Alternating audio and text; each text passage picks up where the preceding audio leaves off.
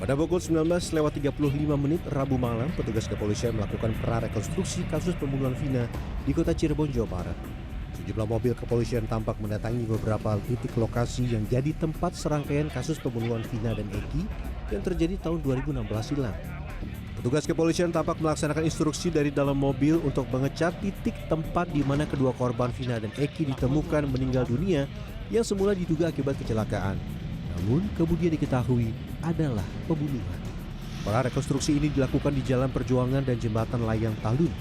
Prarekonstruksi kasus pembunuhan Vina seakan menjadi jawaban bahwa polisi telah mempunyai dua alat bukti sehingga meyakini tidak melakukan salah tangkap terhadap Peggy Setiawan. Hal ini juga diperkuat dengan surat pemberitahuan dimulainya penyidikan atau SPDP kasus Vina dari polisi kepada kejaksaan. Tindak lanjutnya,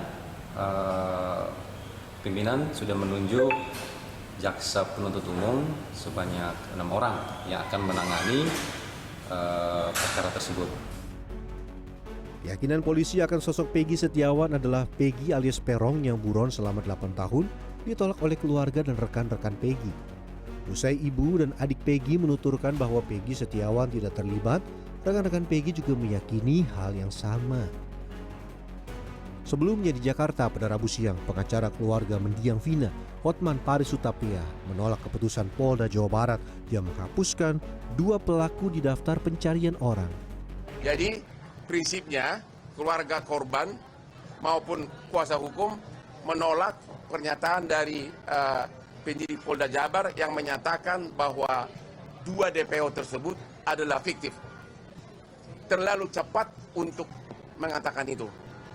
Kalau dikatakan belum tertangkap, kita masih bisa maklumin. Tapi kalau disebutkan fiktif itu terlalu cepat. Terus apa artinya putusan pengadilan yang judulnya demi keadilan berdasarkan kebenaran? Soal kejujuran dalam kasus Vina, khususnya dalam penangkapan buron Peggy Setiawan, hanya bisa diuji pada proses hukum, tidak hanya dengan spekulasi di ruang publik. Anggota Kompolnas Yusuf Warhi menyebut keraguan soal proses penyidikan oleh polisi bisa diuji di pengadilan dengan pengajuan pra-peradilan oleh pihak Peggy Setiawan.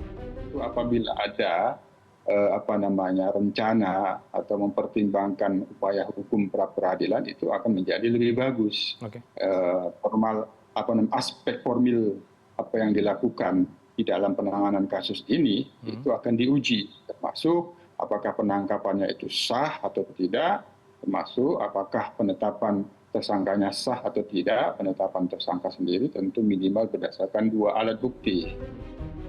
Lebih lanjut, Yusuf Warsi menyebut masukan masyarakat soal kasus ini jadi pertimbangan Kompolnas untuk melakukan pengawasan terhadap kepolisian.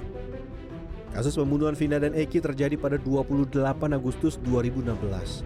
Kasus ini terus menuai kontroversi setelah polisi menganulir 2 DPO dan penangkapan seorang buron 8 tahun, yaitu Peggy yang instan usai kasus ini viral. Tim Liputan CNN Indonesia.